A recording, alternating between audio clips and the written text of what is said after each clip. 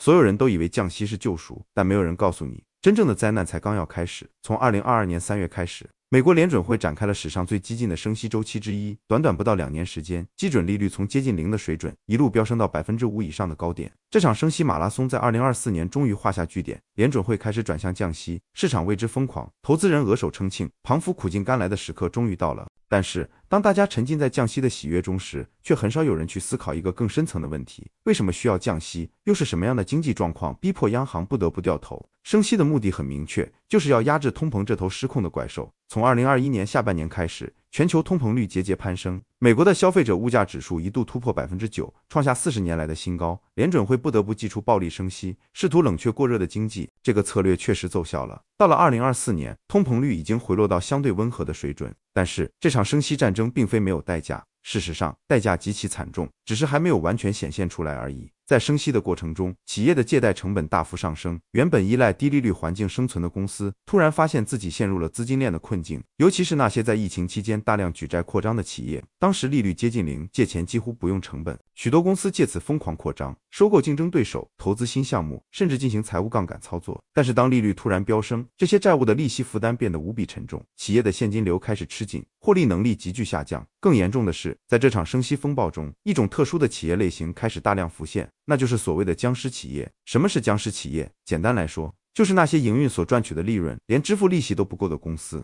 他们靠住不断借新债还旧债来维持运作，就像行尸走肉一样，活着却没有真正的生命力。根据国际清算银行的研究，截至2017年，14个先进国家的上市公司中，僵尸企业的比例已经高达 15%， 相较于1980年代初期的 4%， 成长幅度惊人。而这个数字在经历了疫情期间的大规模纾困和随后的暴力升息之后，只会更加恶化。日本就是最经典的僵尸企业案例。从1990年代泡沫经济破裂之后，日本陷入了长达30年的经济停滞，这段时期被称为失落的10年，后来延伸成失落的20年，现在甚至变成失落的30年。为什么日本经济会如此长期低迷？其中一个关键因素就是银行体系对僵尸企业的持续输血。日本的银行为了避免认列坏账，不断对濒临破产的企业展延贷款，降低利率，提供新的融资，让这些本该退出市场的公司继续苟延残喘。结果就是这些僵尸企业占据了市场资源，压低了产业的整体获利能力，也扼杀了创新和竞争，最终拖累整个经济体。而现在全球经济正在重演日本当年的剧本。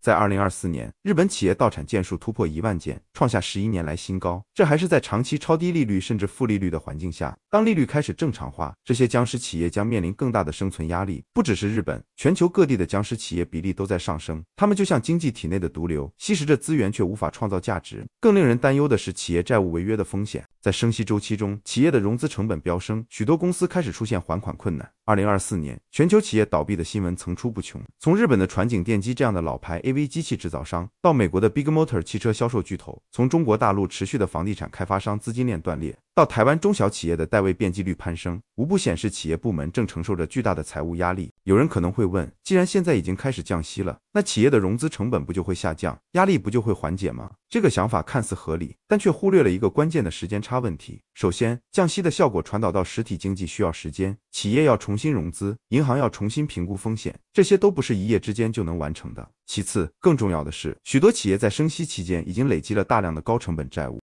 这些债务的到期日可能还有好几年，即使现在利率下降，他们仍然要承担当初高利率时介入的债务成本。再来，银行体系在经历了升息周期的震荡之后，变得更加谨慎，他们看到了太多企业在高利率环境下的挣扎，看到了太多贷款变成坏账的案例，因此在放贷时会更加严格审查，即使利率降低，信用紧缩的问题也不会立刻消失。这就是为什么在每一次经济危机之后，即使央行大量放水，民间企业和消费者仍然感受不到资金的宽松，因为银行不愿意承担风险，资金传导的管道被堵塞了。说到这里，不得不提另一个更大的定时炸弹，那就是房地产市场。在过去20年的低利率环境中，全球房地产价格经历了一轮又一轮的暴涨，从美国到欧洲，从亚洲到澳洲，房价与收入的比例不断拉大，早已脱离了基本面的支撑。这个泡沫是怎么吹起来的？说穿了，就是廉价资金的泛滥。当利率接近0，甚至是负利率时，借钱买房的成本极低，投资人疯狂涌入房地产市场，把它当作保值增值的工具。开发商也趁机大举扩张，推出一个又一个的建案，整个产业链都在杠杆的作用下高速运转。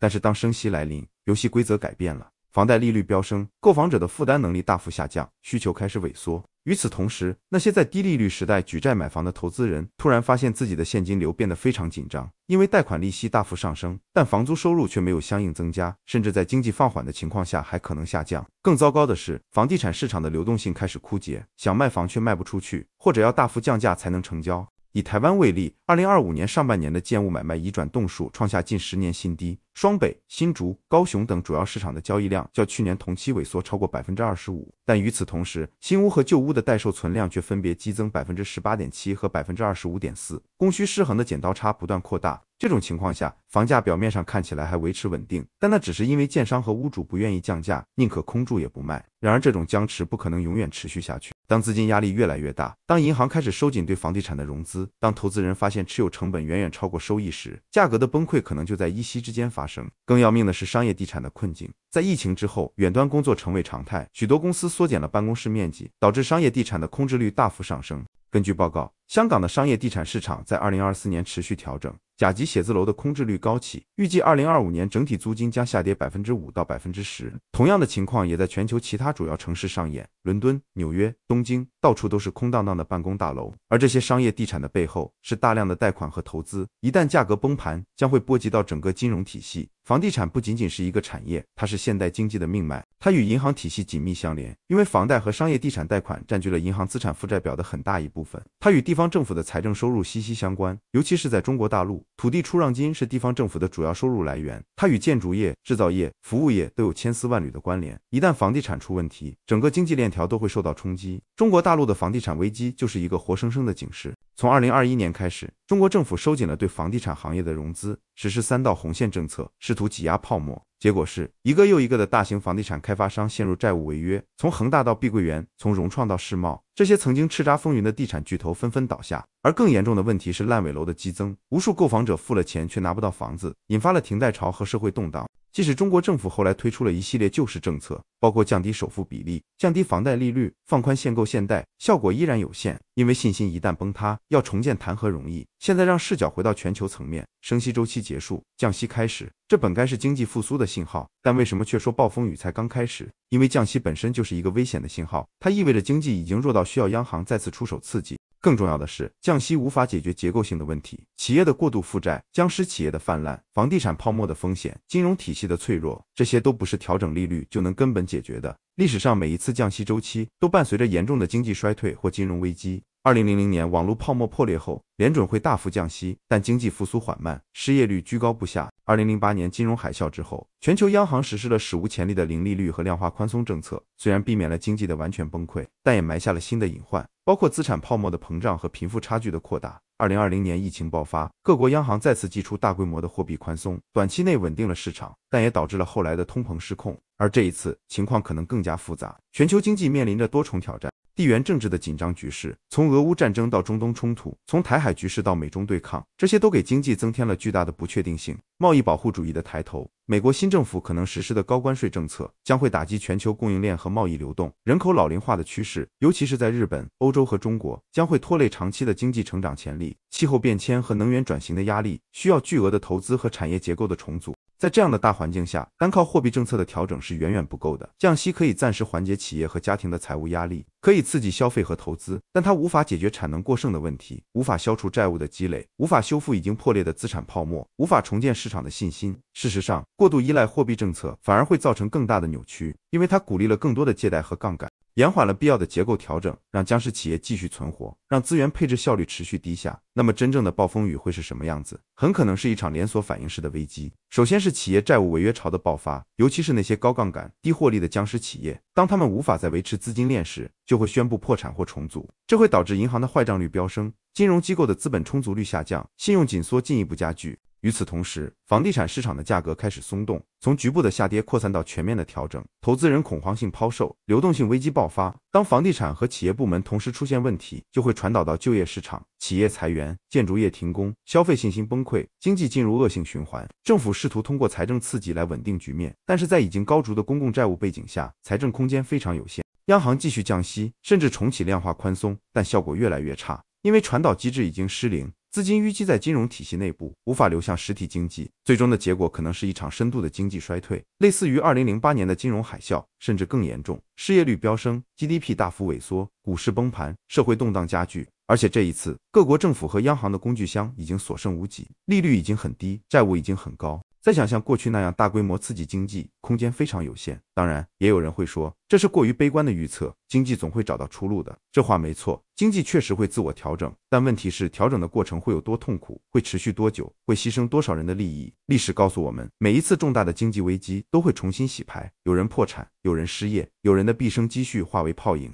而那些能够提前看到风险，做好准备的人，才能在暴风雨中生存下来。所以，升息周期的结束并不意味着危机的结束，恰恰相反，它可能只是下一场更大风暴的序幕。降息只是治标不治本的止痛药，无法根治经济体内部的深层病灶。企业的债务问题将是企业的清理，房地产泡沫的出清，金融体系的改革，这些结构性的调整才是真正的关键，但也是最困难、最痛苦的。在这个充满不确定性的时代，个人和企业都需要更加谨慎，不要被降息的表象所迷惑，不要以为经济已经回到了安全区域。相反，应该审视自己的财务状况，降低杠杆，增加现金储备，分散风险。对于投资者来说，要避免盲目追逐高风险、高收益的资产，因为在流动性危机中，那些看似安全的投资可能瞬间变成灾难。对于企业来说，要专注于核心竞争力，提高运营效率，避免过度扩张和高杠杆操作。政府和央行也需要清醒地认识到，货币政策的边际效用正在递减，必须配合更有力的财政政策和结构性改革，这包括支持创新和产业升级，改善营商环境，完善社会保障体系，解决贫富差距问题。只有这样，才能真正增强经济的韧性，应对未来的挑战。暴风雨正在酝酿，而且可能比大多数人预期的来得更快、更猛烈。升息周期的结束只是一个转折点，真正的考验还在后面。